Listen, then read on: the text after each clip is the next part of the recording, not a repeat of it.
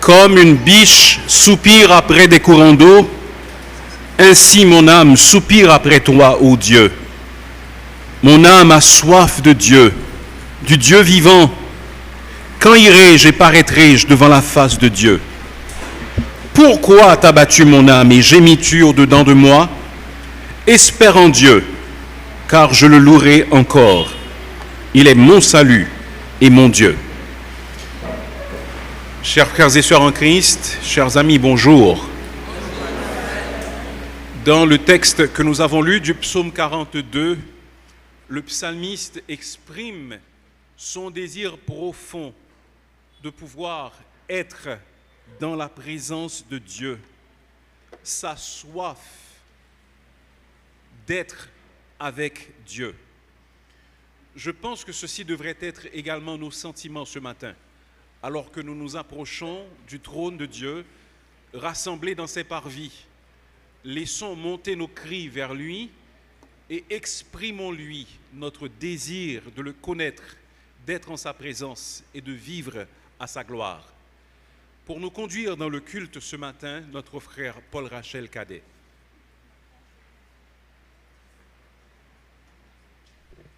Bonjour les amis, bonjour chers frères et sœurs, vous qui êtes présents et ceux-là qui nous suivent sur Zoom. Nous sommes heureux et je prends le plaisir de saluer tout le monde au nom de l'Assemblée Shalom. Que Dieu vous bénisse et vous accorde l'attention qu'il faut pour vous laisser édifier par tout ce qui va se passer dans le culte aujourd'hui. Je vous invite à vous mettre debout. Nous allons être debout pendant près de 15 à 17 minutes. Et nous serons dans cette posture jusqu'au chant « Il est un nom ». Mais à présent, entonnons vers Jésus, lève les yeux.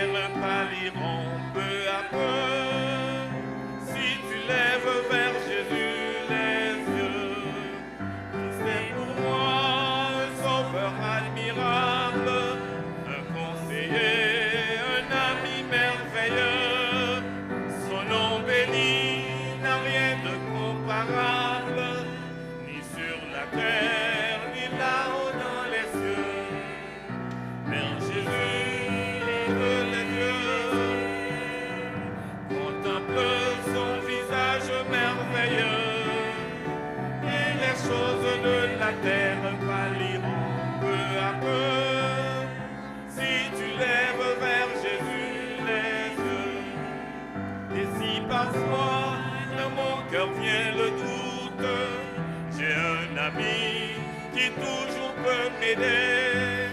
Par sa parole, il éclaire ma route. Par la prière, moi je peux lui parler.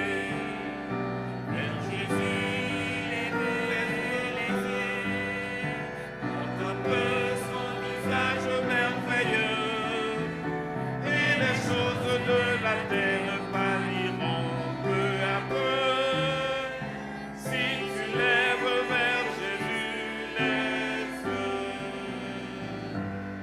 Amen. Notre grand Dieu est l'Élohim, le Dieu Père, Fils et Saint-Esprit qui est présent parmi nous aujourd'hui mérite toute notre gloire. Rendons-lui gloire à travers le chant « Nous t'adorons ».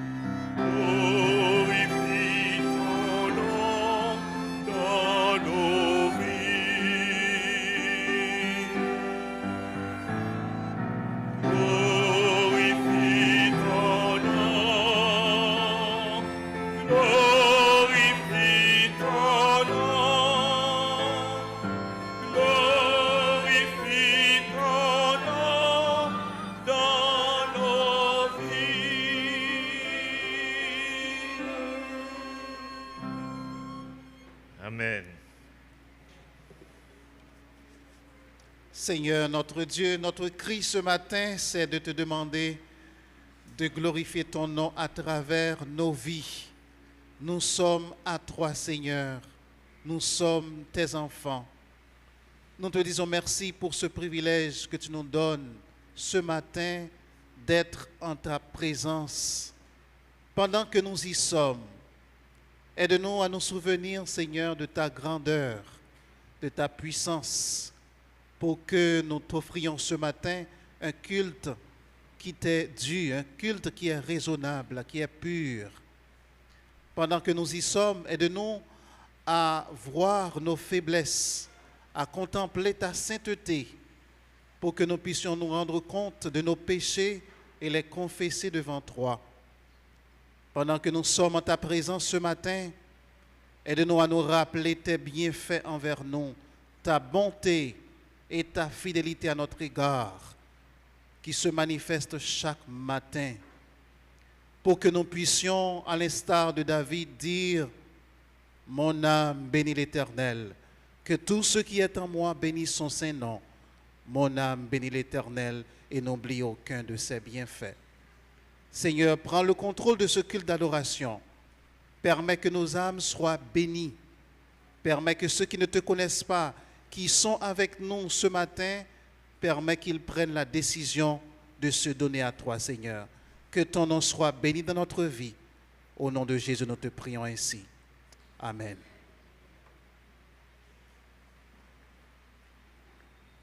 Tournons à présent nos Bibles en Proverbe 3. Nous allons lire alternativement le verset 13, du verset 13 au verset 26.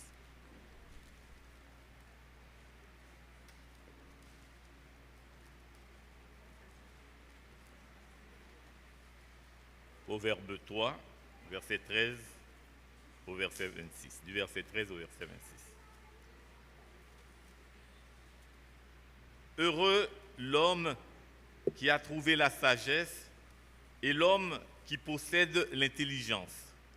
Car le gain qu'elle procure est préférable à celui de l'argent, et le profit qu'on en tire vaut mieux que l'or. Elle est plus précieuse que les perles, elle a plus de valeur que tous les objets de prix. Dans sa droite est une longue vie, dans sa gauche la richesse et la gloire. Ses voies sont des voies agréables et tous ses sentiers sont paisibles. Elle est un arbre de vie pour ceux qui la saisissent, et ceux qui la possèdent sont heureux. C'est par la sagesse que l'Éternel a fondé la terre. C'est par l'intelligence qu'il a affermi les cieux. C'est par la science que les abysses se sont couverts et que les nuages d'ici l'arrosé. Mon fils, que ces enseignements ne s'éloignent pas de tes yeux. Garde la sagesse et la réflexion. Elles seront la vie de ton âme et l'ornement de ton cou.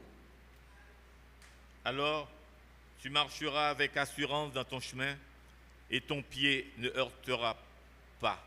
Si tu te couches, tu seras sans crainte, et quand tu seras couché, ton sommeil sera doux. Ne redoute ni une terreur soudaine, ni une attaque de la part des méchants ensemble, car l'Éternel sera ton assurance et il préservera ton pied de toute embûche. Amen. Quelle assurance! Quelle assurance! Nous continuons toujours dans cette même posture et nous allons entonner le chant « Il est un nom ».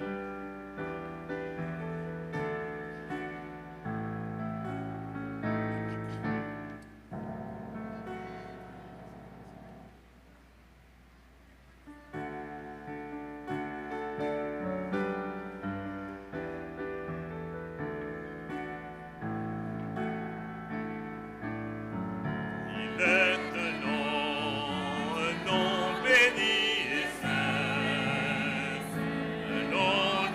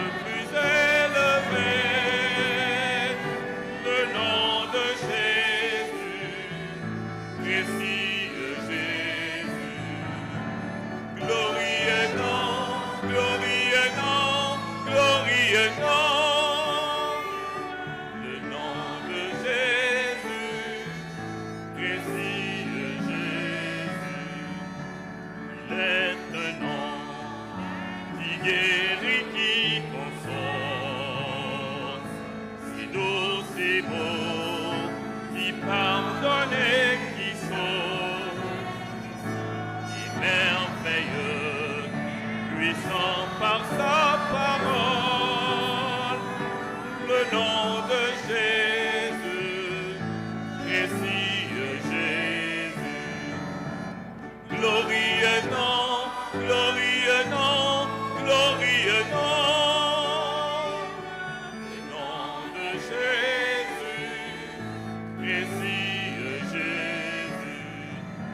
Il est un nom qui signifie espoir, qui rend heureux, chassant le désespoir. En ce nom saint, Dieu peut nous recevoir. Le nom de Jésus, précieux Jésus, glorieux nom, glorieux nom, glorieux nom. Le nom de Jésus, précieux Jésus. Amen.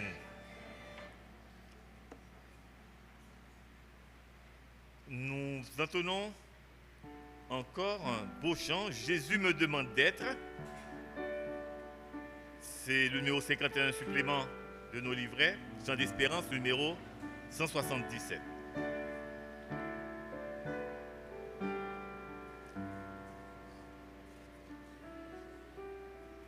Très bien. Jésus me demande d'être un rayon de soleil qui aime en face connaître son amour sans pareil. Un rayon de joie, un doux rayon de soleil. Jésus envoie, oh quel bonheur sans pareil. Jésus me demande d'être un rayon bienfaisant, comme un reflet de ce maître, aimable et complaisant.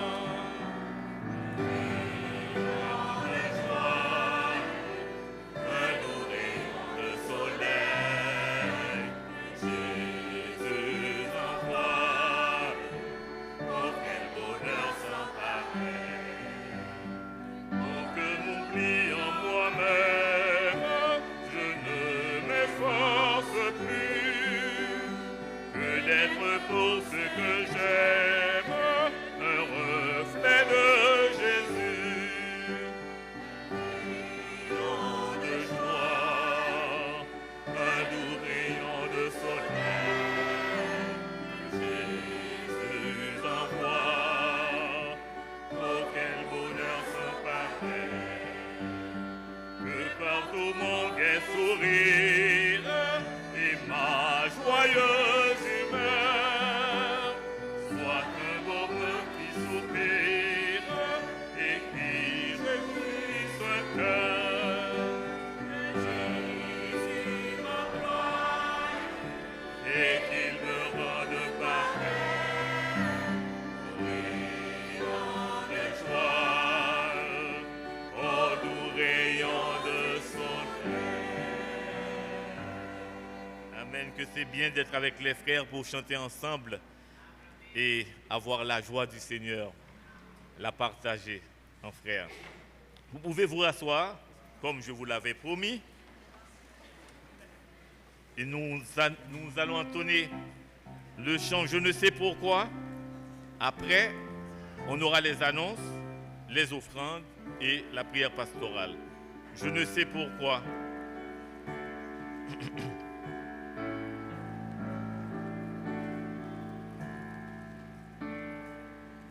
Je ne sais pourquoi dans sa grâce, Jésus m'a tant aimé. Pourquoi par son sang il efface ma dette, mon péché.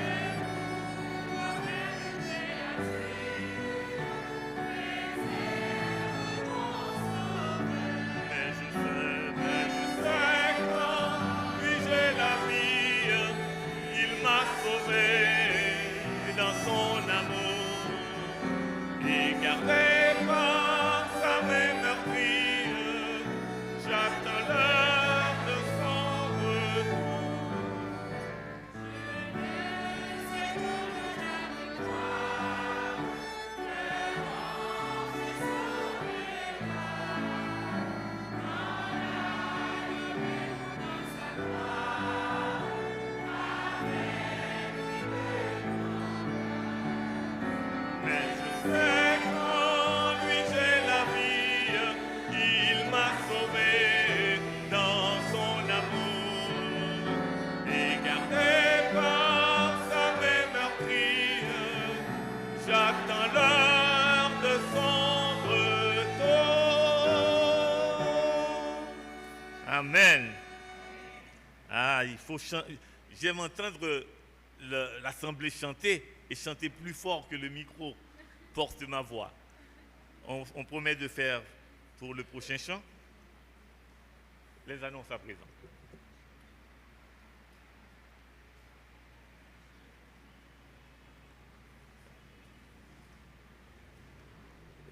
Bonjour frères et sœurs. Je suis contaminé. Est-ce que vous êtes contaminé? Par quoi? Il y a une épidémie. Ici à l'Assemblée Shalom, il y a une épidémie. Non? Une épidémie de justice que nous devons répandre. Amen. Amen. Si vous étiez là dimanche dernier, vous saurez qu'on a prêché sur la justice qui élève une nation. Et le pasteur nous a encouragés à répandre cette épidémie. Amen. OK. Donc nous sommes très contents d'être là et ce matin. Et nous prenons le temps de saluer nos visiteurs qui sont là. C'est pourquoi je vais demander, si vous êtes là ici à l'Assemblée Shalom, de bien vouloir vous mettre debout. Vous êtes là pour la première fois. Nous allons vous demander de vous mettre debout pour que nous puissions vous accueillir. Non? Nous n'avons pas de visiteurs?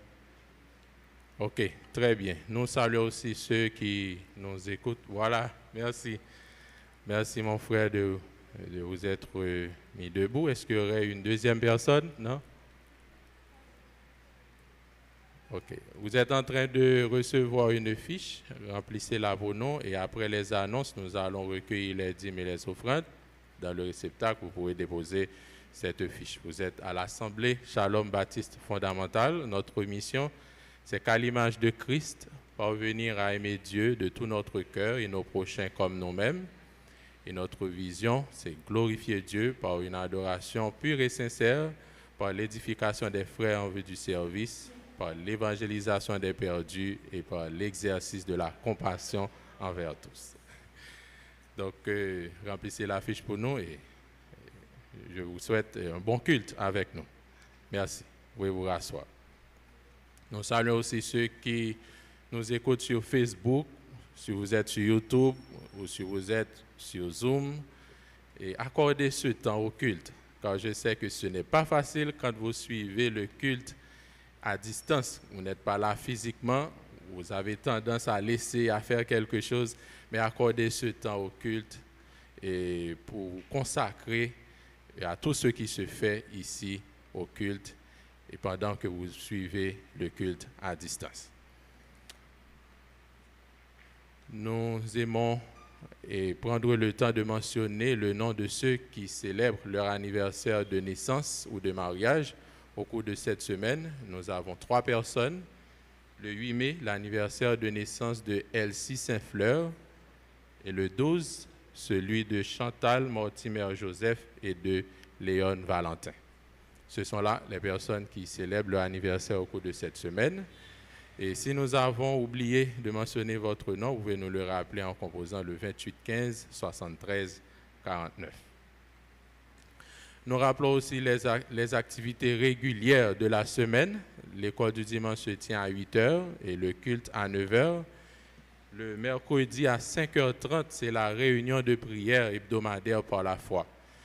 Cela fait plusieurs semaines que nous étudions la parole de Dieu avec les pasteurs, les leaders de l'Église, sur ce que dit la Bible.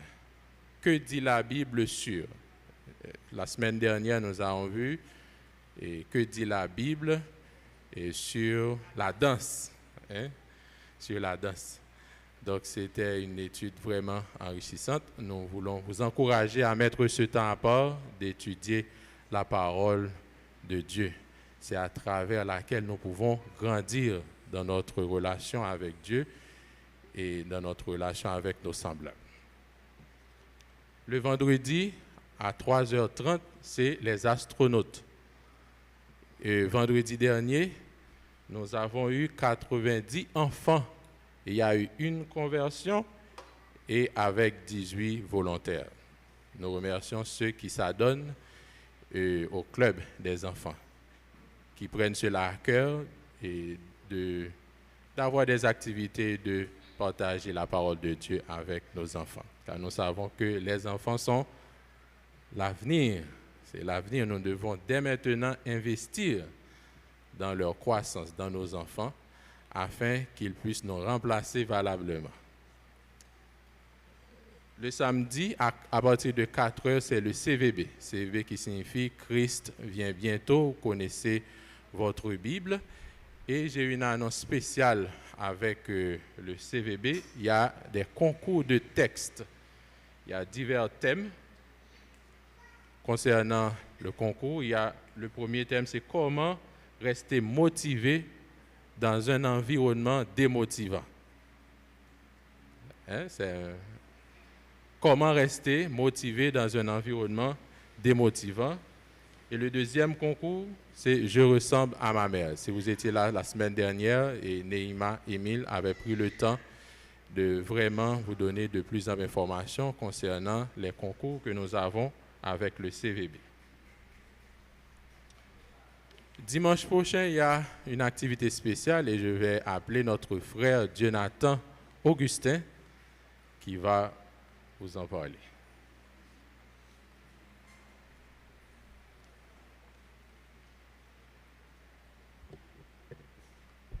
Bonjour mes frères et sœurs. Alors, c'est un petit rappel. Dimanche prochain, ce sera le dimanche des amis. Le culte sera un culte spécial. Donc, il faudrait inviter vos amis à participer avec nous dans ce culte. Donc, dimanche dernier, j'avais dit que dimanche 14 mai. Dimanche prochain sera dimanche 14 mai. N'oubliez pas d'inviter vos amis. Et il faut aussi profiter de l'occasion pour présenter l'évangile à vos amis. Et il y a une carte qu'on a préparée. On va partager cette carte sur le groupe de la SBF afin que vous puissiez envoyer cette carte à vos amis pour un petit rappel pour dimanche prochain. Alors, j'espère que vous allez inviter vos amis et la salle sera vraiment remplie pour le culte de dimanche prochain. Donc, merci. Je vous attends pour dimanche prochain. Amen. Et nous voulons tenir cela dans la prière puisque nous allons partager la parole de Dieu et les inviter aussi à accepter Christ dans leur vie, à faire un choix vraiment important dans leur vie. Nous devons prendre cela dans la prière. Nous mettons fin aux annonces. Nous allons lire le verset de la semaine, c'est 1 Corinthiens, le chapitre 10, le verset 13. 1 Corinthiens 10, verset 13. Ensemble, aucune tentation ne vous est survenue qui n'ait été humaine, mais Dieu qui est fidèle ne permettra pas que vous soyez tentés au-delà de vos forces. Mais avec la tentation, il préparera aussi le moyen d'en sortir afin que vous puissiez la supporter. Amen. À présent, les huissières, vous pouvez s'avancer pour la cueillette des dîmes et des offrandes.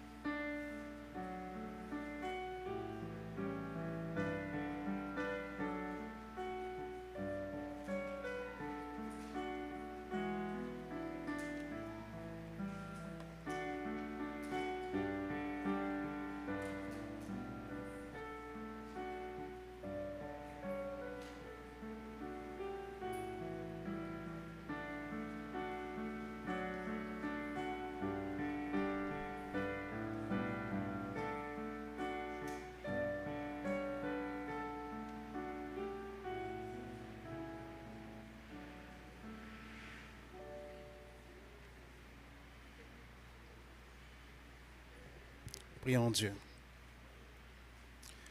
Notre Dieu, notre Père, nous voulons te bénir ce matin.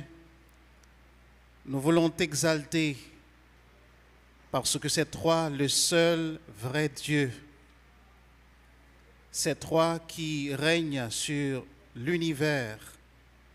Rien n'échappe à ton attention, Seigneur. Nous voulons te dire merci ce matin encore une fois parce que tu es intéressé à nous.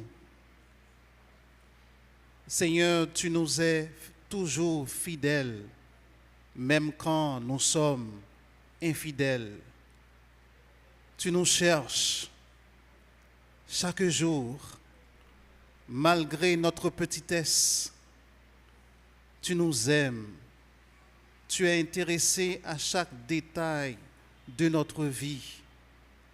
Tu veux te servir de nous pour faire avancer ton œuvre sur la terre.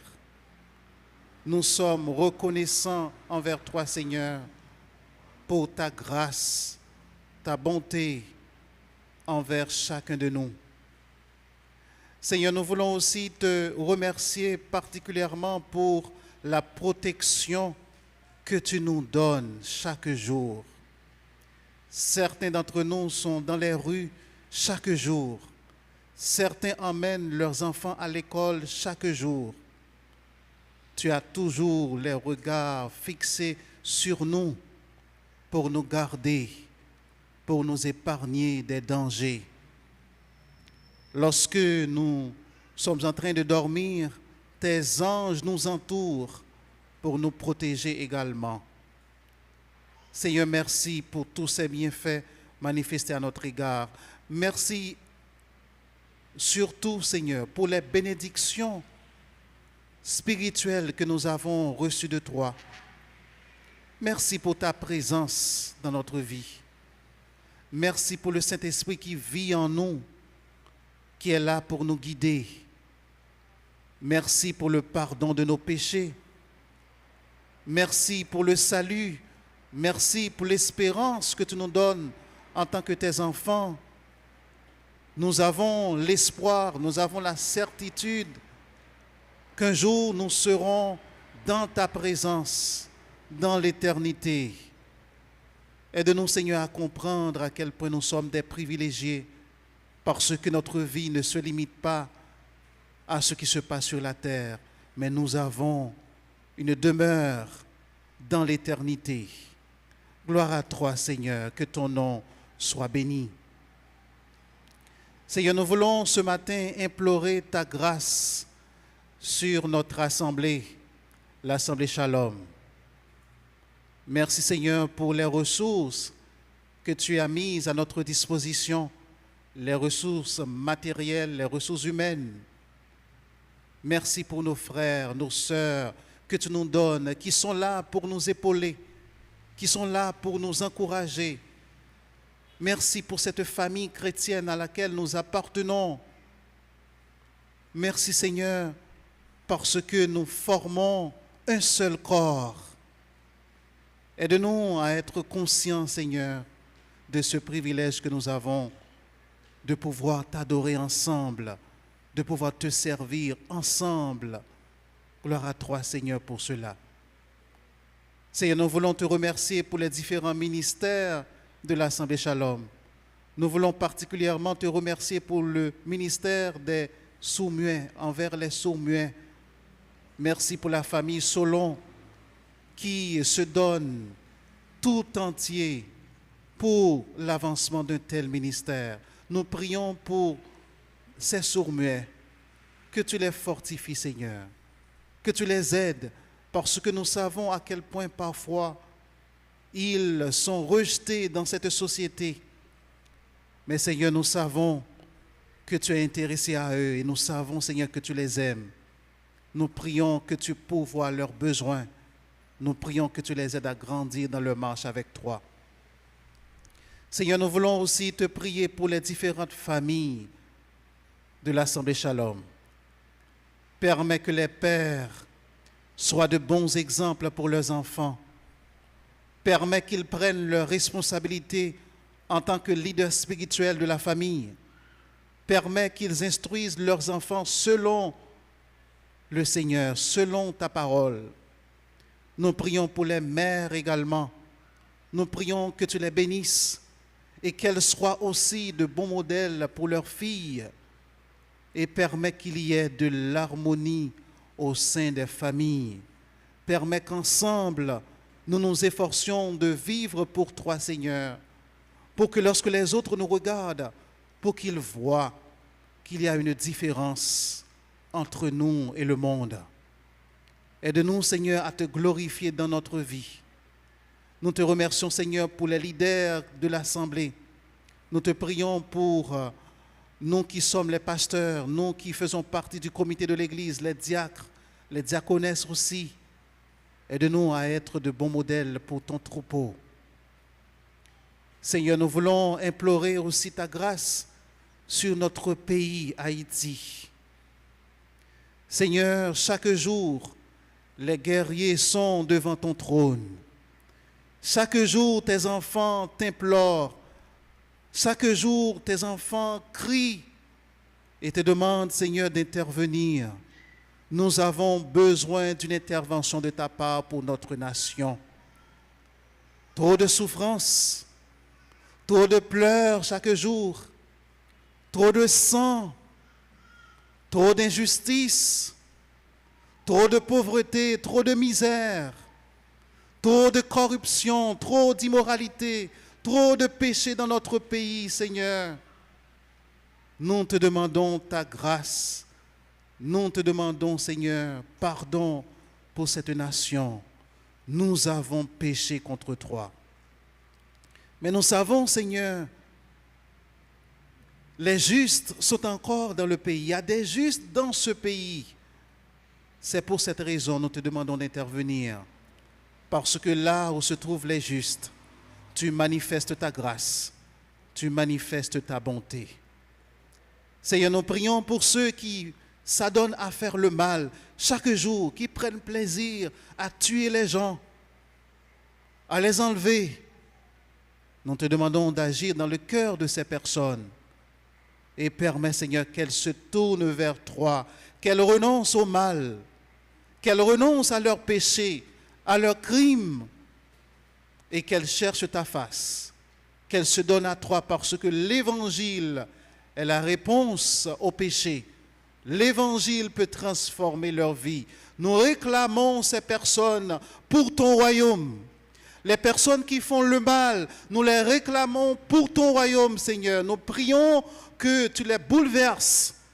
Nous prions que tu bouleverses leur conscience pour qu'elles renoncent à ce qui est mauvais et qu'elles se tournent à toi. Aide-nous en tant qu'Église à nous engager, à prêcher ta parole, à évangéliser, à avoir un témoignage qui puisse toucher les cœurs de ces personnes pour qu'elles se donnent à toi. Seigneur, fais grâce à notre Église. Fais grâce à nous qui n'avons pas fait ce que nous devrions faire pour la transformation de ce pays. Aide-nous à prendre conscience de nos fautes et à nous engager, Seigneur, à travailler pour la transformation de notre nation. Seigneur, nous te remettons l'offrande que nous venons de recueillir. Permets qu'elle soit utilisée pour l'avancement de ton œuvre. Dans quelques instants, nous allons écouter ta parole. Tu vas encore nous parler à travers ton serviteur. Permets qu'il soit un instrument entre tes mains et qu'il nous parle de ta part. Et permets que nos cœurs soient réceptifs. Permets que nous écoutions avec des oreilles qui sont prêtes à agir. Aide-nous, Seigneur, à mettre en application ce que tu vas nous enseigner ce matin pour que notre vie soit transformée et que nous puissions ressembler à ton Fils Jésus-Christ. C'est en son nom que nous te prions, lui qui vit et qui règne au siècle des siècles. Amen.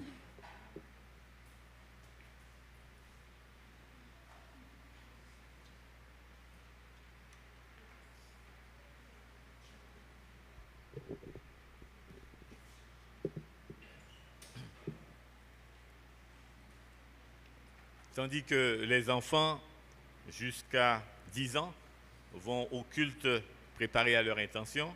Je leur demande de passer par cette porte préférablement. Ok.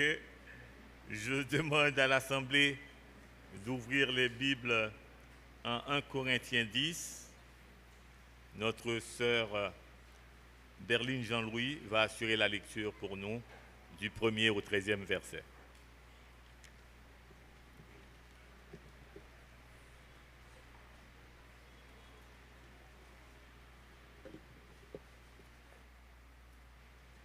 Notre deuxième lecture se fera en 1 Corinthiens chapitre 10, les versets 1er au verset 13. 1 Corinthiens 10, versets 1er à 13.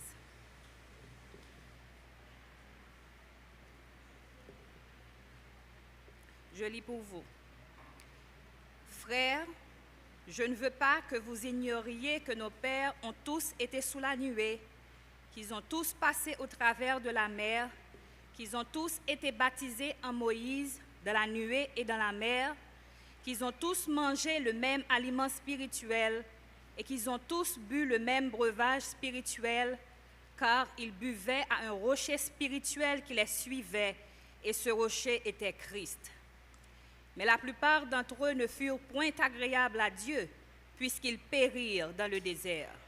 Or, ces choses sont arrivées pour nous servir d'exemple, afin que nous n'ayons pas de mauvais désirs, comme ils en ont eu.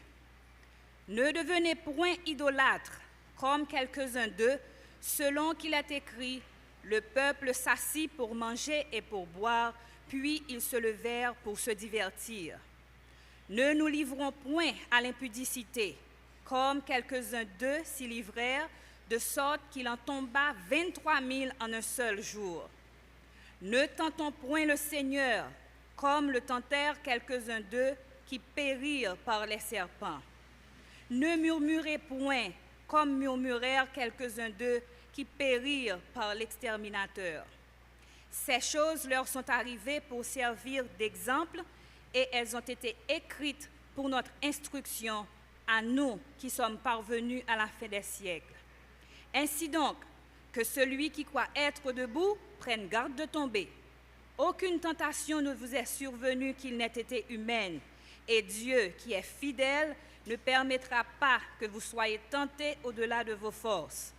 Mais avec la tentation, il préparera aussi le moyen d'en sortir, afin que vous puissiez la supporter. Parole du Seigneur.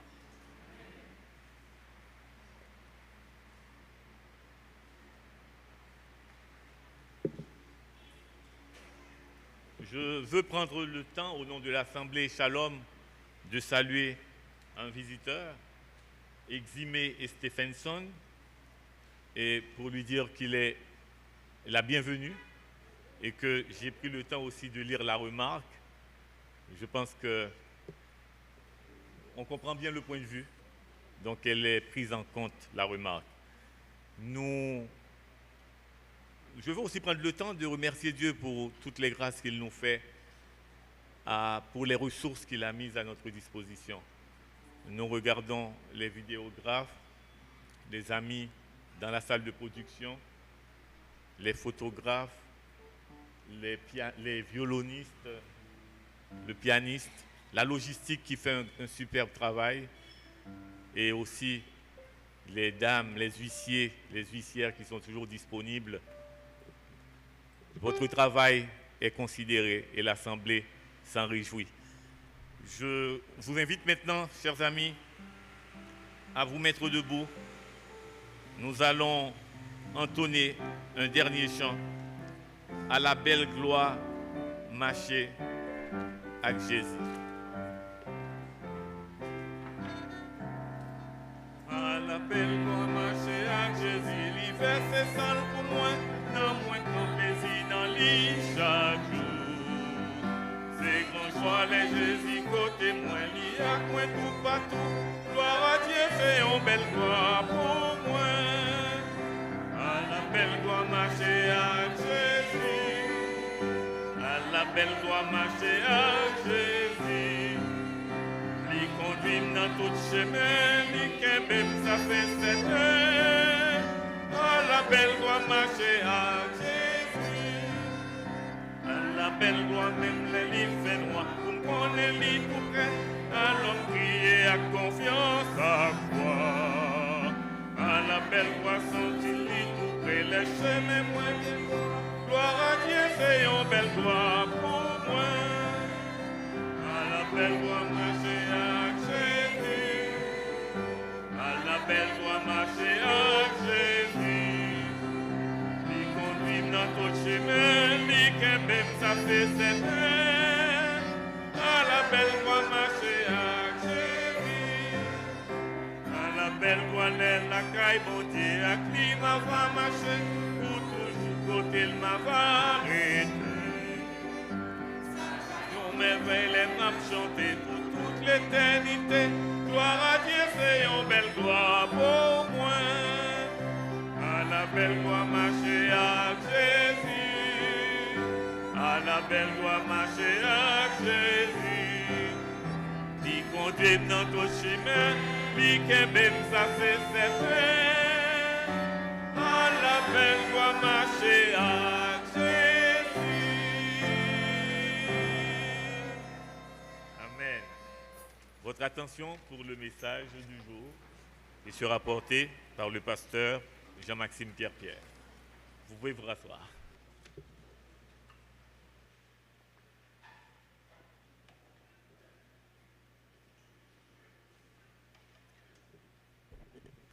Bonjour une fois de plus, frères et sœurs. Ce matin, nous allons retourner à l'Ancien Testament, plus particulièrement à Genèse chapitre 39.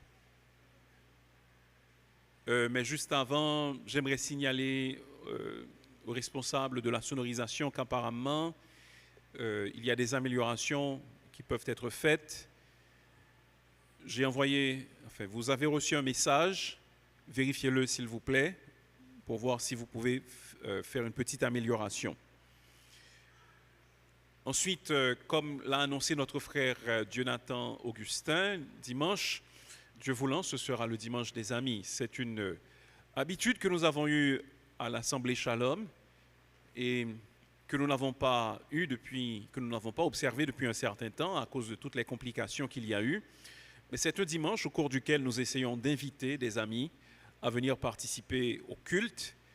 Et vous avez reçu, dimanche dernier, ou la plupart d'entre vous, vous avez reçu une petite fiche sur laquelle vous deviez mettre les noms de 5 personnes pour lesquelles vous alliez prier et que vous alliez essayer de contacter en vue de leur présenter la parole de Dieu. Donc, essayez de le faire cette semaine si vous n'avez pas encore fait. Et si vous n'arrivez à rien faire, au moins essayez d'inviter des amis à venir et à participer au culte dimanche prochain.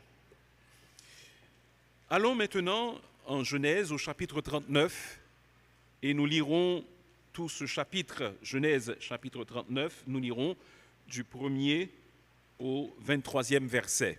Genèse 39, 1 à 23. On fit descendre Joseph en Égypte, et Potiphar, officier de Pharaon, chef des gardes égyptiens, l'acheta des Ismaélites qu'il y avait fait descendre. L'Éternel fut avec lui, et la prospérité l'accompagna. Il habitait dans la maison de son maître, l'Égyptien.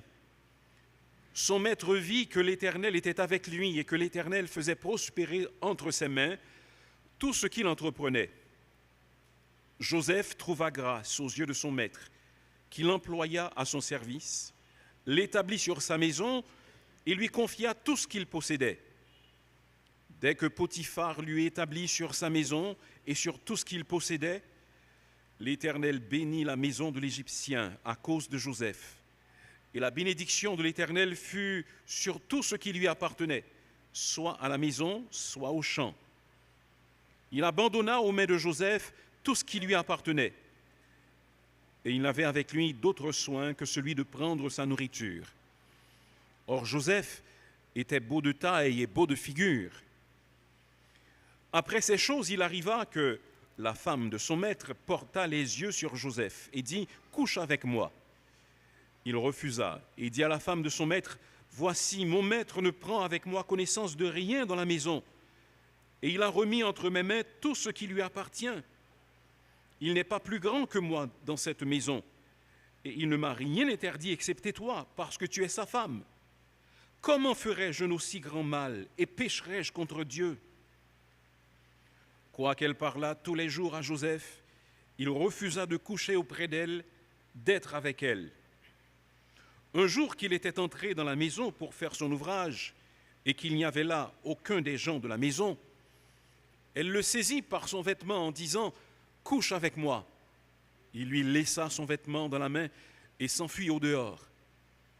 Lorsqu'elle vit qu'il lui avait laissé son vêtement dans la main et qu'il s'était enfui dehors, elle appela les gens de sa maison et leur dit « Voyez, il nous a amené un Hébreu pour se jouer de nous. Cet homme est venu vers moi pour coucher avec moi, mais j'ai crié à haute voix. Et quand il a entendu que j'élevais la voix et que je criais, il a laissé son vêtement à côté de moi et s'est enfui dehors. » Et elle posa le vêtement de Joseph à côté d'elle jusqu'à ce que son maître rentre à la maison. Alors elle lui parla ainsi. « L'esclave hébreu que tu nous as amené est venu vers moi pour se jouer de moi. Et comme j'ai élevé la voix et que j'ai crié, il a laissé son vêtement à côté de moi et s'est enfui dehors. » Après avoir entendu les paroles de sa femme qui lui disait « Voilà ce que m'a fait ton esclave », le maître de Joseph fut enflammé de colère. Il prit Joseph et le mit dans la prison, dans le lieu où les prisonniers du roi étaient enfermés. Il fut là, en prison. L'Éternel fut avec Joseph, et il étendit sur lui sa bonté. Il le mit en faveur aux yeux du chef de la prison, et le chef de la prison plaça sous sa surveillance tous les prisonniers qui étaient dans la prison, et rien ne s'y faisait que par lui. Le chef de la prison ne prenait aucune connaissance de ce que Joseph avait en main, parce que l'Éternel était avec lui, et l'Éternel donnait de la réussite à ce qu'il faisait. Parole du Seigneur.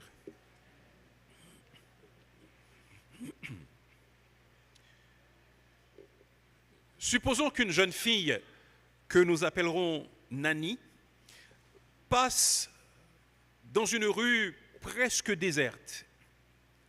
Mais à l'une des intersections se tiennent quelques garçons, quelques adolescents qui sont en train de blaguer. Et à l'approche de Nani, ils sifflent, ils lancent quelques propos indécents, malsains à son égard et lui font quelques remarques désobligeantes. Elle passe tranquillement, sans les regarder et sans répondre. Une trentaine de minutes plus tard, Nani revient par le même chemin. Cette fois-ci, ces jeunes garçons continuent à parler entre eux-mêmes et ne font plus aucune remarque désobligeante. Pourquoi ? Nani était accompagné de ses deux frères. Les deux étaient des géants qui mesuraient plus de 2 mètres. L'un d'entre eux était un véritable paquet de muscles et l'autre était revêtu de son uniforme de policier. Vous comprenez pourquoi ? Vous avez déjà peut-être fait l'expérience où, à l'école, écolier, jeune, vous vous sentiez menacé par quelqu'un et vous avez demandé à un parent, à votre grand frère ou à un ami qui était fort de vous accompagner. Et lorsque vous vous étiez trouvé en présence de vos adversaires, de vos ennemis, vous n'avez plus eu peur parce qu'il y avait quelqu'un avec vous. Laissez-moi résumer le chapitre que nous venons de lire en Genèse chapitre 39. Joseph était au service de Potiphar en Égypte.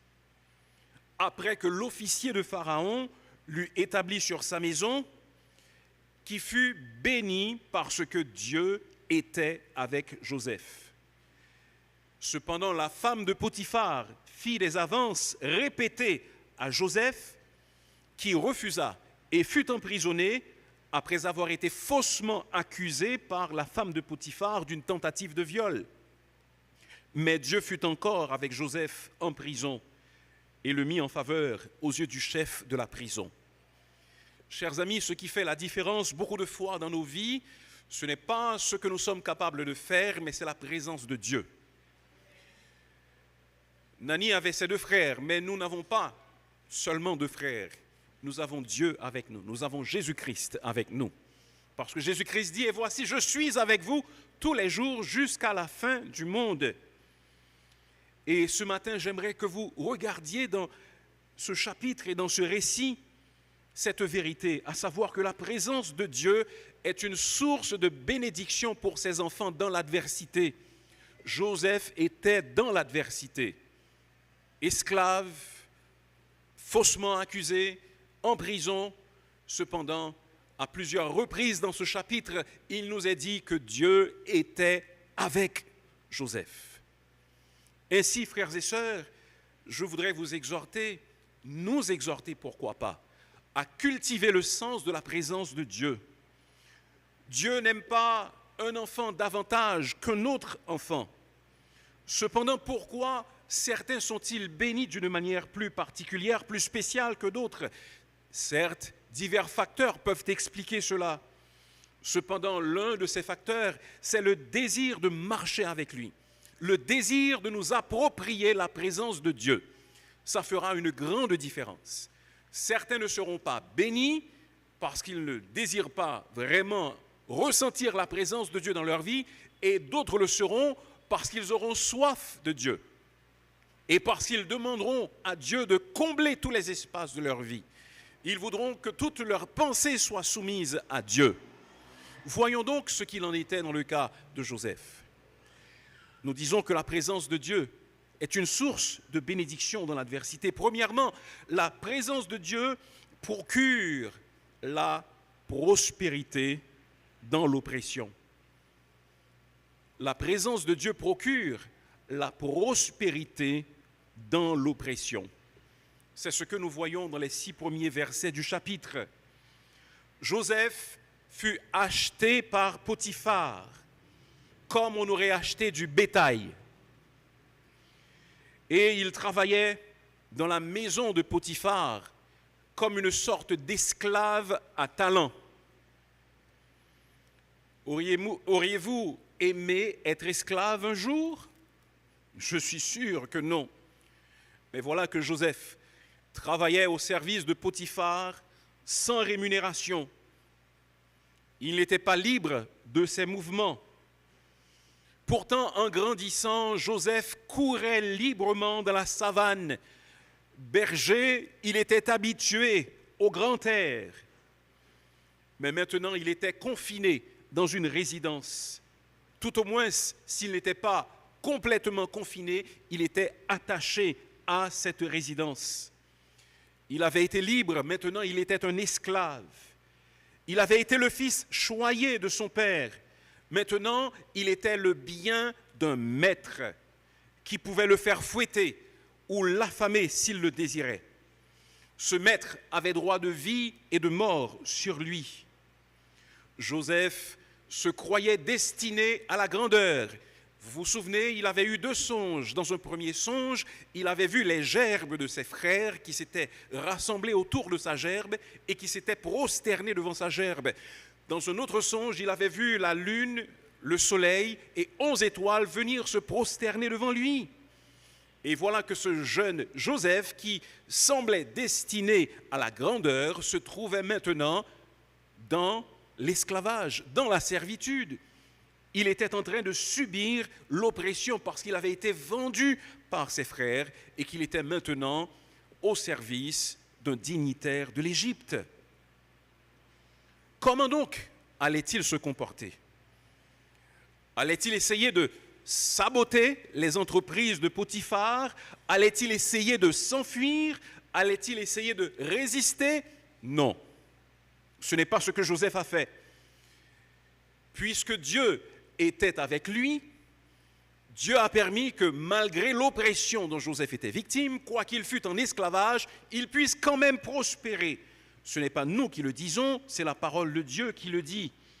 Nous lisons au verset 4, Joseph trouva grâce aux yeux de son maître, qui l'employa à son service et l'établit sur sa maison et lui confia tout ce qu'il possédait. Dès que Potiphar l'eut établi sur sa maison et sur tout ce qu'il possédait, l'Éternel bénit la maison de l'Égyptien. L'Éternel a fait prospérer Joseph dans l'oppression parce que l'Éternel était avec Joseph. Quand Dieu est avec nous, il peut nous faire prospérer même dans des situations difficiles, même lorsque nous sommes opprimés par d'autres. Certainement, aujourd'hui, nous ne serons pas victimes d'esclavage, tout au moins d'une certaine forme d'esclavage, car il y a quand même une forme d'esclavage qui perdure dans notre pays. Cependant, si vous travaillez ou vivez dans un milieu où les gens ne vous aiment pas, où les gens vous exploitent, alors la présence de Dieu peut vous faire prospérer et leur faire reconnaître que vous êtes un enfant de Dieu. La présence de Dieu doit se manifester d'une manière telle que tout ce que vous touchez progresse, prospère, augmente, s'améliore. Et à ce moment, on pourra voir que vous êtes véritablement un enfant de Dieu, comme c'était le cas pour Joseph. Il se peut que le salaire qu'on vous donne ne soit pas suffisant, que cela soit profondément insatisfaisant.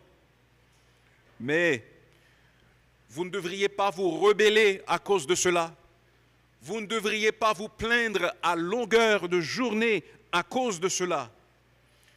Croyez dans la présence de Dieu et agissez comme si Dieu est présent avec vous. Servez-le de tout votre cœur comme si vous travailliez pour lui et non pour les hommes, et Dieu vous bénira également. Soyez fidèles dans les petites tâches, dans les détails comme Joseph, et alors vous verrez que vous deviendrez prospères et que ce que vous ferez deviendra également prospère. Même si les gens ne vous apprécient pas ou vous exploitent, on reconnaîtra que Dieu est avec vous parce que Dieu fera prospérer tout ce que vous toucherez, tout ce que vous ferez. Non seulement Dieu, la présence de Dieu accorde la prospérité dans l'oppression, mais également la présence bénie de Dieu dans l'adversité procure la victoire face à la tentation. La présence de Dieu procure la victoire face à la tentation. C'est ce que nous trouvons du verset 7 au verset 18. Nous avons lu le passage. La femme de Potiphar était éprise de Joseph. C'était un sentiment tout à fait malsain. Et elle voulait entretenir avec lui des relations physiques qu'il ne pouvait avoir certainement parce que Joseph était un jeune homme et que la femme de Potiphar était une femme mariée qui appartenait déjà à un autre homme, et cet homme était en plus le maître de Joseph.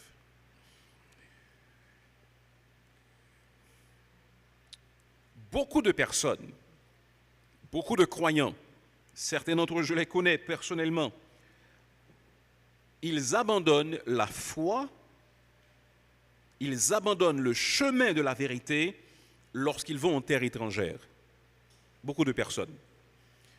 Vous les rencontrez après quelques années et vous vous rendez compte, bien vous vous demandez, mais est-ce que cette personne n'avait jamais entendu l'Évangile? Est-ce que l'Évangile avait jamais vraiment pénétré le cœur de cette personne?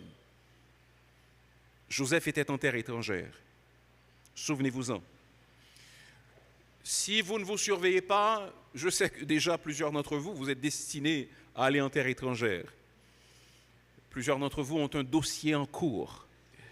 Seulement, n'oubliez pas de nous avertir, n'est-ce pas? Faites-nous savoir avant que vous partiez pour que nous fassions les préparatifs pour vous remplacer. Eh bien, une fois rendus à l'étranger, ces personnes sont englouties par le tourbillon de la vie. Ils perdent leurs habitudes de prière. Ils adoptent un mode de vie dit moderne. Ils ne s'affilient pas à une église forte et sainte. Et après quelques années, ils sont méconnaissables spirituellement. Ils se moquent des préceptes qu'ils avaient naguère respectés Et ils se donnent à cœur joie à des plaisirs malsains. Pourquoi? Parce qu'ils sont seuls. Parce que personne ne les connaît. Parce qu'ils ne peuvent plus résister à l'influence qui les entoure. C'était le cas pour Joseph, il était seul. Cependant, Joseph resta fidèle face à la tentation. Pourquoi? À cause de la présence de Dieu. Parce qu'il était convaincu, il était conscient de la présence de Dieu. Imaginez la situation de Joseph. Pas de parents pour veiller sur lui. À quoi bon garder des scrupules de jeune Israélite craignant Dieu, alors que Dieu l'avait peut-être apparemment abandonné et avait permis qu'il soit livré en esclavage? Joseph n'avait pas une église qu'il pouvait fréquenter. Joseph n'avait pas de Bible qu'il pouvait lire. Joseph n'avait pas de croyants qu'il pouvait fréquenter. Joseph ne pouvait pas compter sur la prière de ses frères qu'il avait vendus et qui le détestaient, ni même sur les prières de son père qui pensait qu'il était mort. Il était absolument seul. Mais même lorsque nous sommes seuls, frères et sœurs, chers amis, sachez que Dieu est toujours là. Dieu est toujours présent. Il a toujours les yeux sur nous. Imaginez, l'offre était alléchante, ce qu'on offrait à Joseph. L'offre était persistante parce qu'il nous est dit en Genèse chapitre 39, verset 10, qu'elle insistait auprès de Joseph tous les jours. Ce n'était pas le fait d'un seul jour ou de 2 ou 3 jours, mais c'était constant. Tous les jours, elle insistait pour faire tomber ce jeune homme.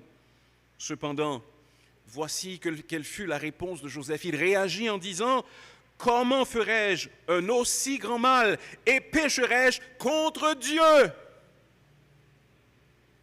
La présence de Dieu. Écoutez, nous avons parlé de la présence de Dieu jusqu'ici. Cependant, il ne faut pas penser que la présence de Dieu, c'est comme lorsque vous regardez ces images des anges et de ceux qu'on appelle des saints dans certains livres, et puis que vous allez voir ce qu'on appelle au-dessus de leur tête une auréole. Vous avez l'habitude de voir cela, n'est-ce pas? Dans les livres de dessin ou peut-être même dans des films, un petit cercle lumineux qui apparaît au-dessus de la tête d'un personnage dit saint. Ce n'est pas ainsi que se manifeste la présence de Dieu. Je ne vois pas d'auréole dans l'assemblée. Je ne vois pas d'auréole non plus au-dessus de ma tête. La présence de Dieu, donc, ce n'est pas tout simplement quelque chose de mystérieux, quelque chose de très spirituel. La présence de Dieu, c'est quoi? C'est savoir que Dieu est là avec moi. C'est savoir que Dieu est à côté de moi. C'est savoir qu'il prend note de tout ce que je fais, de tout ce que je dis et de tous les endroits où je vais. C'est savoir que Dieu est omniprésent, qu'il est partout et que rien de ce que je fais ne lui échappe. Nous pouvons dire avec le psalmiste au psaume 139, « Où irai-je loin de ton esprit et où fuirai-je loin de ta face ?» Et la réponse, c'est nulle part. Il n'y a nulle part où nous puissions être loin de l'Esprit de Dieu. Il n'y a nulle part où nous puissions échapper au regard de Dieu. Ainsi, nous devons savoir que Dieu est présent.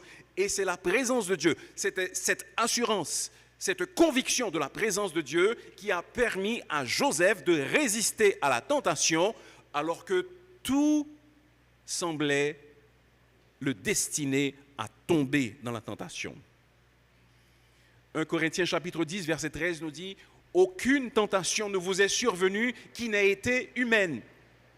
Et Dieu qui est fidèle ne permettra pas que vous soyez tentés au-delà de vos forces. Mais avec la tentation, il préparera aussi le moyen d'en sortir afin que vous puissiez la supporter. » Frères et sœurs, aucune tentation reçue par nous n'a été au-dessus de nos forces. Dieu est fidèle. Et Dieu ne permet jamais que nous soyons dans une situation où nous n'avons de choix que celui de pécher. Jamais. L'exemple que j'aime prendre et que vous m'avez entendu utiliser déjà est le suivant. Est-ce que vous pensez que vous pourriez demander à un enfant de 3 ans de transporter un sac de ciment de 50 livres, par exemple? Bien sûr que non. Ce serait un abus terrible. Peut-être même que cet enfant mourrait sous le poids Est-ce que vous pensez donc que Dieu prendrait 1000 livres de tentation pour les poser sur nos épaules alors qu'il sait que nous ne pouvons en prendre que 500? Non, il ne le fera pas. Car il est fidèle. Dieu est fidèle. Et non seulement il est fidèle, mais il ouvre également une porte de sortie à la tentation. Et dans le cas de Joseph, quelle était cette porte de sortie que Dieu avait ouverte? La fuite. Joseph s'est enfui. Lorsqu'il s'est rendu compte que la situation devenait incontrôlable, alors il a préféré s'enfuir, laissant ses vêtements aux mains de cette femme qui le pourchassait. Quand il était impossible de rester loin d'elle, alors Joseph prit ses jambes à son cou et il s'enfuit. Ceci ne nous rappelle-t-il pas un passage du Nouveau Testament?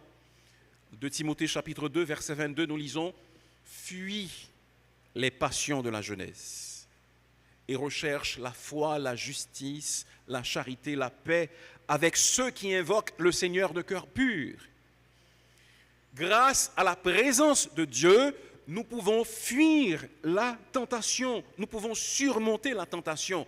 Écoutez, fuir, ça veut dire ce que ça veut dire. Fuir veut dire fuir. Fuir ne veut pas dire braver. Joseph n'a pas bravé le danger. Fuir ne veut pas dire goûter. Cela veut dire je vais voir quelle impression ça va me laisser, même si je n'arrive pas jusqu'au bout. Mais il a décidé tout simplement de partir.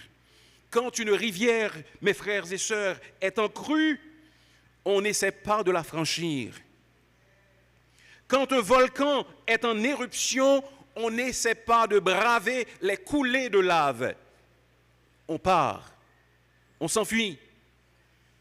Lorsque la météo annonce un cyclone de catégorie 4 ou 5 qui va s'écraser sur un endroit, on ne brave pas le cyclone. On part, on s'enfuit. De même, quand les torrents de nos passions s'amoncellent dans nos cœurs, le seul moyen d'éviter le désastre, c'est de fuir. Jeune personne, personne moins jeune également, pardon, si jamais nous nous trouvons dans une situation où nous risquons de tomber dans un péché qui nous marquerait pour le reste de notre vie et que nous regretterions pour le reste de notre vie, alors courons, fuyons. N'hésitons pas. Nous n'aurons pas honte. Même si on rit de nous d'avoir couru, Dieu sera fier de nous d'avoir fui les passions de la jeunesse. Pourquoi? Parce que nous savons que Dieu est là, qu'il est présent, et que pécher, ce serait pécher contre lui. Pas pécher contre mon père, pas pécher tout simplement contre ma famille, pas pécher contre mon église seulement, mais pécher contre Dieu d'abord. Comment ferais-je un aussi grand mal et pécherais-je contre Dieu? En règle générale, une armée ne doit pas battre en retraite, mais prendre la fuite, c'est parfois une stratégie qui aboutira à nos plus grandes victoires. Parfois, il faut savoir battre en retraite, comme ce fut le cas pour Joseph. Il faut savoir fuir et ne pas tenir tête. N'ayons pas peur, n'ayons pas honte de le faire, parce que c'est notre chef qui nous le demande. Fuis les passions de la jeunesse. Faisons comme Joseph. Si nous fuyons la tentation, Dieu nous préservera de la chute. Dieu, par sa présence, nous procure la victoire face à la tentation. Dieu nous procure la victoire face à la tentation. Il nous donne également la prospérité dans l'oppression. En troisième lieu, en Genèse chapitre 38, versets 19 à 23, nous voyons que la présence de Dieu nous procure également la faveur dans la persécution. Joseph était clairement persécuté. Il fut faussement accusé par cette femme parce qu'il n'avait pas cédé et qu'il ne lui avait pas donné ce qu'elle décidait. Alors, elle l'a accusé faussement et a fait mettre Joseph en prison. C'était un cas clair de persécution. Pensez à cela. D'esclaves, d'abord de fils choyés, Joseph était passé à esclave à talent, et d'esclave à talent, il était maintenant passé à prisonnier. On a l'impression qu'il est en train de descendre les échelons, n'est-ce pas? Le conduisant à une sorte d'abîme, sans aucune possibilité de recours. Son seul espoir était de passer sans doute le reste de ses jours à moisir en prison. Et ne nous faisons pas d'illusions. Les prisons, on le sait, ce ne sont pas des endroits agréables. C'était sans doute un endroit dépourvu de lumière, où les gens n'étaient pas bien traités. Il nous est dit que c'était la prison où étaient gardés les prisonniers du roi, donc les dignitaires qui avaient commis des fautes. Et c'est là que Joseph se retrouva après avoir été accusé faussement, sans autre forme de jugement. Parce que Potiphar était le chef des gardes et il avait cette possibilité de faire emprisonner Joseph. Nous ne savons pas comment était le système carcéral égyptien, mais nous sommes maintenant au XXIe siècle. Allez regarder le système carcéral haïtien. Enlevez 22, 23, 24, 30 siècles et imaginez la situation dans laquelle se trouvait Joseph. Et vous savez sans doute également que souvent les prisons, loin de corriger les détenus, sont souvent des écoles de vice. Parce que les repris de justice sont souvent trop heureux d'étaler leurs vices, de parler de leurs forfaits à leurs compagnons de cellule et à les initier à leur spécialité. Voilà la situation dans laquelle se trouvait Joseph. Mais savez-vous quelque chose? Alors que Joseph était au plus profond de la dépression à cause de cette persécution orchestrée par la femme de Potiphar, à 2 reprises, au verset 21 et au verset 23, il nous a dit que l'Éternel était avec Joseph. Quelle bénédiction! Quelle merveille! Dieu était avec lui au fond de cette cellule obscure.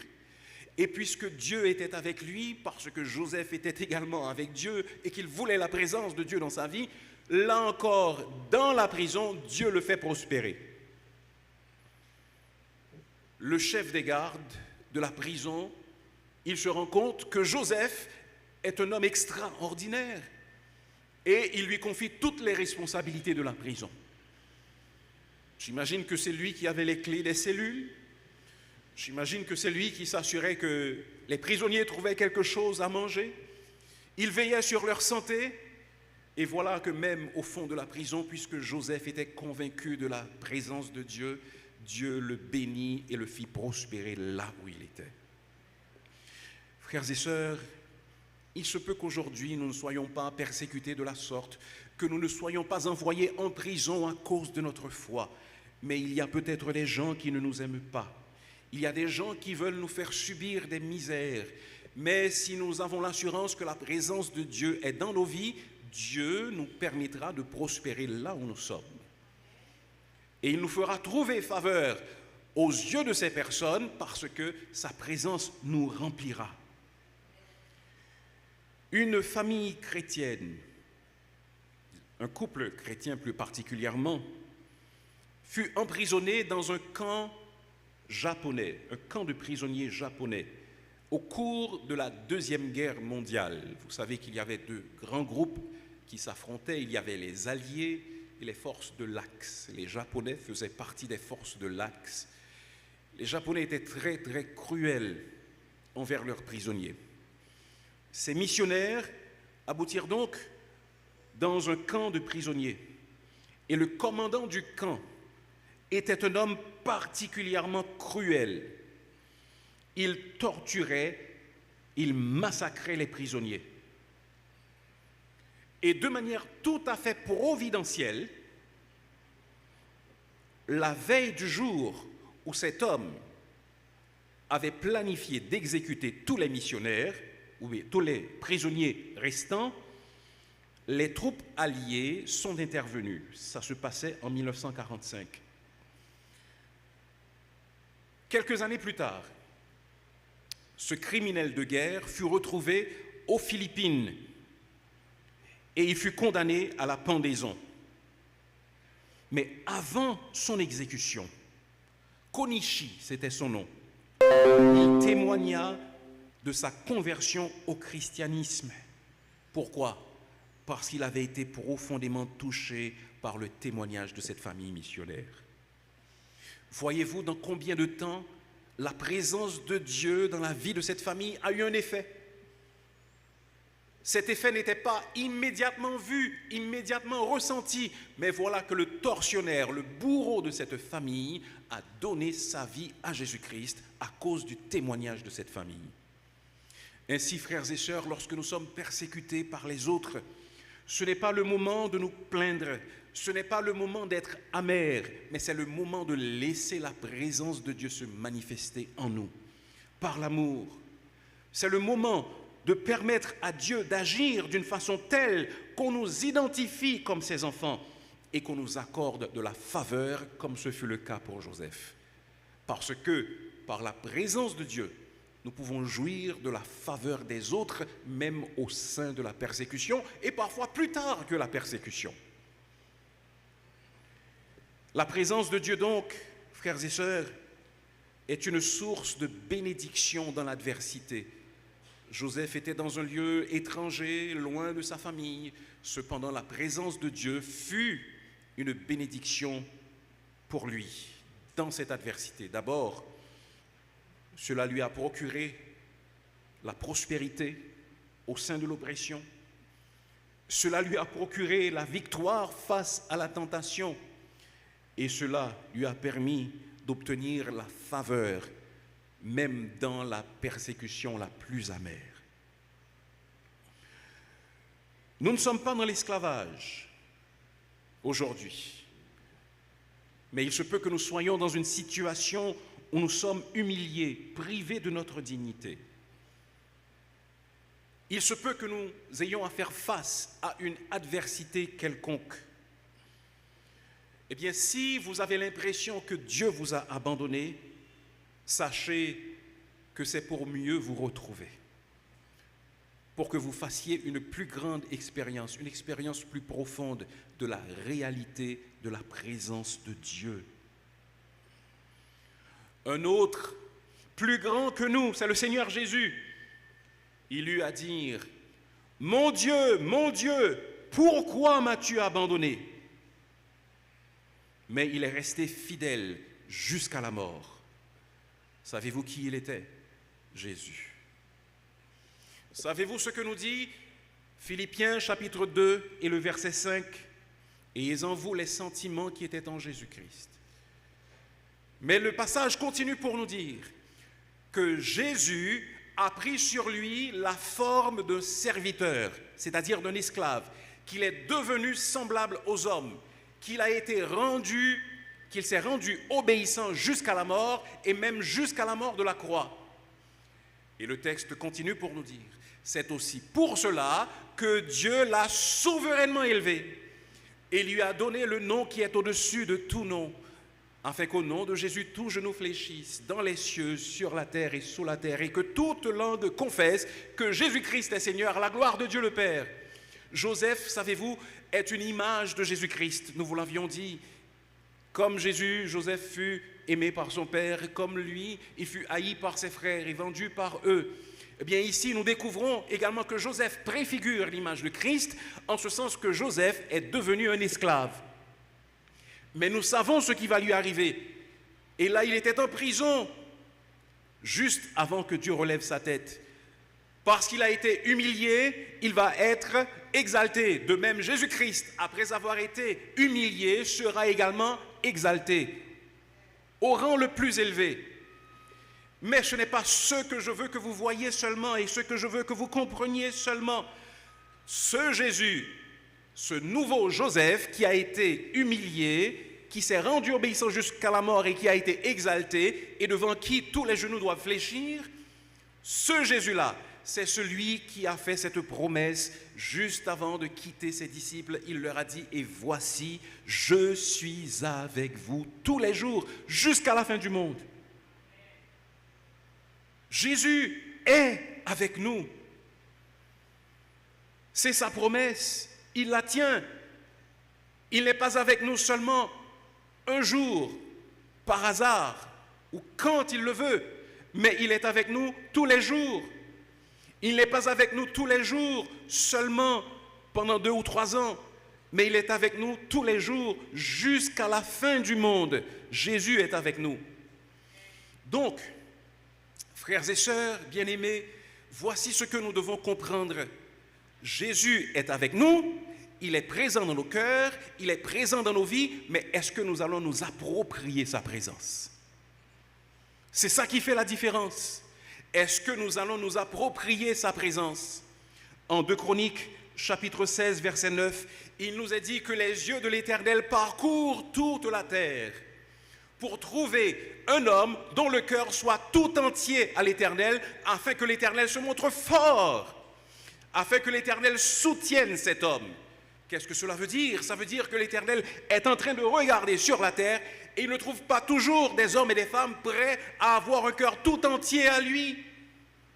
Nous ne sommes pas toujours prêts à nous approprier complètement la présence de Jésus. Mais lorsque Dieu trouve cet homme, lorsque Dieu trouve cette jeune fille, lorsque Dieu trouve ce jeune homme dont le cœur est tout entier à lui et qui veut s'approprier pleinement, entièrement la présence de Dieu, alors le monde ne sait pas ce que Dieu peut faire avec une telle personne. Pourquoi ne pas dire aujourd'hui, je veux, Seigneur, être comme Joseph. Je veux sentir ta présence avec moi. Je veux que ma vie soit soumise à toi. Je veux que dans mes décisions, je pense à toi. Je veux que dans mes chemins que j'emprunte, dans les chemins que j'emprunte, je sente que tu marches avec moi. Je veux que dans les décisions que je prends, que ce soit ta voix qui me guide. Lorsque nous faisons cela, alors également, nous connaîtrons les bénédictions de Joseph. La bénédiction dans l'oppression, la victoire sur la tentation, la faveur même dans la persécution. Prions le Seigneur. Notre Père, gloire à ton nom. Merci pour cet exemple et aussi pour cette préfiguration du Seigneur Jésus, le seul Sauveur. Il a promis d'être avec nous tous les jours jusqu'à la fin du monde. Aide-nous à nous approprier cette présence et à vivre d'une manière qui soit digne de toi. En son nom, nous te prions ainsi. Amen.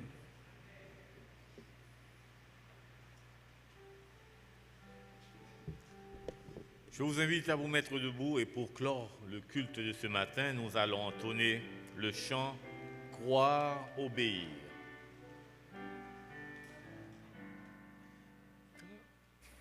Quand la Bible ici bas illumine nos pas et sa gloire de Dieu vient nous remplir, je veux ce qui veut à son nom je le veux, simplement il faut croire, obéir. Croire, obéir, si nous voulons jouir du vrai bonheur.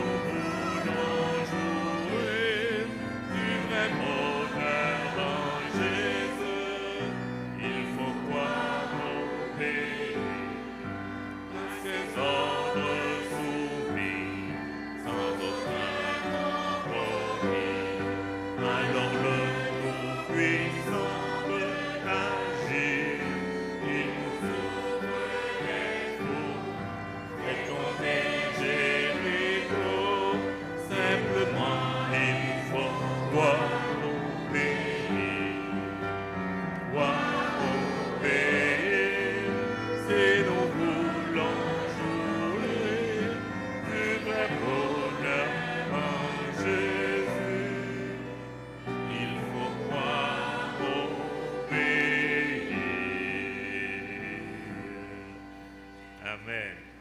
Quelqu'un a dit yes, mais l'Assemblée peut dire Amen. Recevons la bénédiction.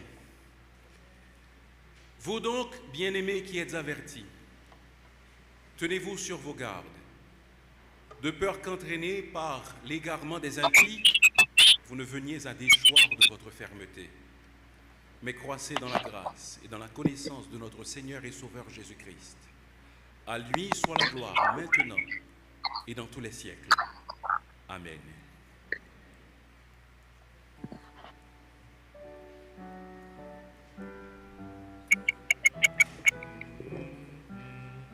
Du vrai bonheur en Jésus, il faut croire, obéir.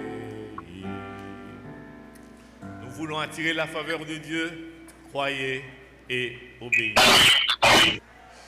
Shalom, bon dimanche.